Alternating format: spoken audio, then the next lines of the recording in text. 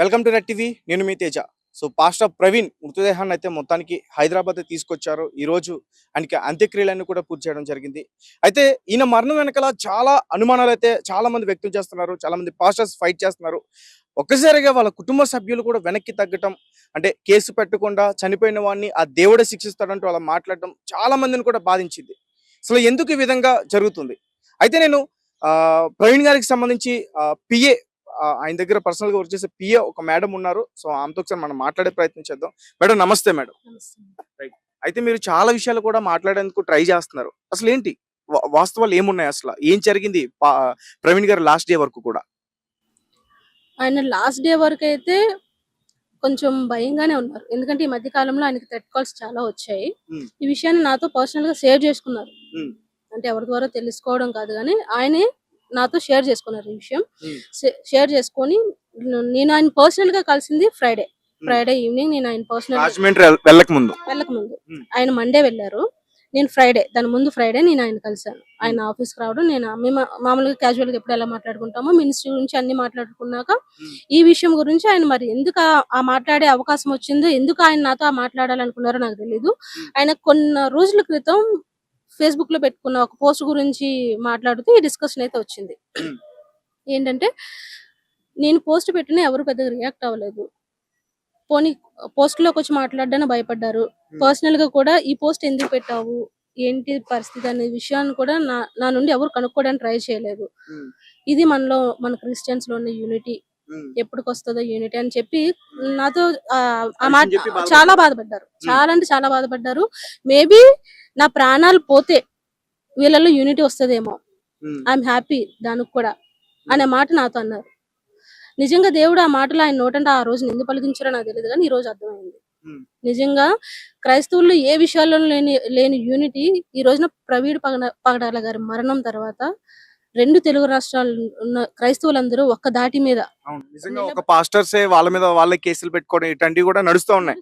ఈ నేపథ్యంలో మాట్లాడారు ఆయన. కాబట్టి ఆయన కోరుకున్నట్టు, ఆయన అన్నట్టు ఆయన మరణం తర్వాతే క్రైస్తవుల్లో ఒక విప్లవం వచ్చింది, ఒక ఐక్యత కలిగిందన్న అభిప్రాయం నాకు కూడా కలుగుతుంది. అంటే లాస్ట్ టైం అదేనా మీరు మాట్లాడడం? పర్సనల్ గా కలిసింది ఫ్రైడే. లాస్ట్ ఫోన్ కాంటాక్ట్ అయితే మండే. ఏ రోజు నైట్ అయితే ఆయన చనిపోయారో మండే ఆఫ్టర్నూన్, అంటే అరౌండ్ 11:45 ఆ టైంకి నేను కాల్ మాట్లాడా. అప్పుడు ఏ విషయాలైనా మీతో చర్చించారు? యాక్చువల్లీ నాకు ఇది లెంట్ డేస్ కదా, సిలువ ధ్యానాలు జరుగుతున్న గుడ్ ఫ్రైడే టైం కదా. సో 40 days కి 40 అంశాలు మాట్లాడాలని చెప్పి రోజుకు ఒక అంశం నాకు వాయిస్ రికార్డ్ చేసి నాకు పంపిస్తారు. ఎందుకంటే నేను ఆయన సోషల్ ప్లాట్ఫామ్స్ అన్ని చూసేది నేనే.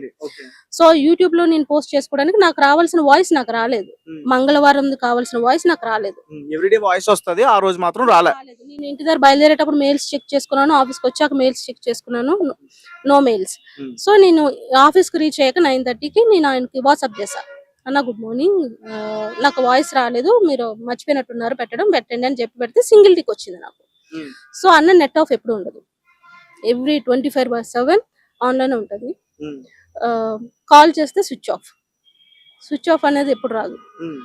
కాకపోతే అప్పటికే ఆయన మరణించున్నారు, మాకు తెలియదు కాబట్టి ఫోన్ స్విచ్ ఆఫ్ వచ్చింది. ఆయన మరణం వెనకాల చాలా అనుమానాలు ఉన్నాయి అంటున్నారు మేడం. మీతో కూడా ఆ విషయాల్లో కూడా ఎక్కువగా ఆయన చర్చించారని చెప్తున్నారు. ఎందుకంటే కొంతమంది థ్రెట్ కాల్స్ ఏదైతే చేశారో చేశారంట. చేస్తే అరే ప్రవీణ్ నీకు పగులుద్దురా, నీ తల తీసేస్తాం, నీ నాలికి కోసేస్తాం, నీ పిల్లల జోలికి వస్తాం, నీ ఇంటికి వస్తాం, ఇలాంటి బెదిరింపులు. మేడం నాకు ఒక విషయం తెలిసింది, ప్రవీణ్ గారు అమెరికా వెళ్ళిపోతామని ప్లాన్ చేసుకున్నారు. ఒక మీటింగ్ అయిన తర్వాత వాళ్ళ డాక్టర్ను కూడా అమెరికా పంపించే ప్లానింగ్ లో ఉన్నారు అని చెప్పేసి, ఇలాంటి టైంలోనే అంటే ఇక్కడ మొత్తం ప్రాపర్ గా ఇక్కడ లేకుండా అమెరికా వెళ్ళిపోదామని అనుకున్నారు ఫ్యామిలీతో. ఇలాంటి టైంలోనే ఈ అటాక్ జరిగింది, అవునా కదా?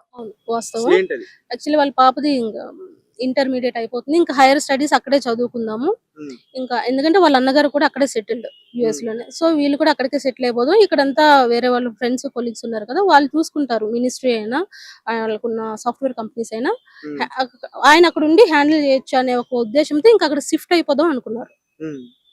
ఈ టైంలో ఇలా అయింది. అంటే ఆ రకంగానా లేకపోతే వేరే ఇంకేమైనా థ్రెటనింగ్ ఉందని చెప్పి ఆయన థ్రెటనింగ్ అని ఏం కాదు. పిల్లల భవిష్యత్తు ఉద్దేశించి వాళ్ళ ఫ్యామిలీ కూడా అంటే బ్రదర్ కూడా అక్కడే ఉన్నారు. వాళ్ళ మదర్ కూడా అన్నదమ్ములతో కలిసి ఉంటే బాగుంటది. వాళ్ళ మదర్‌కి లాస్ట్ డేస్‌లో అని చెప్పి ఒక ఉద్దేశంతో ఆయన అక్కడ షిఫ్ట్ అయిపోవాలనుకున్నారు.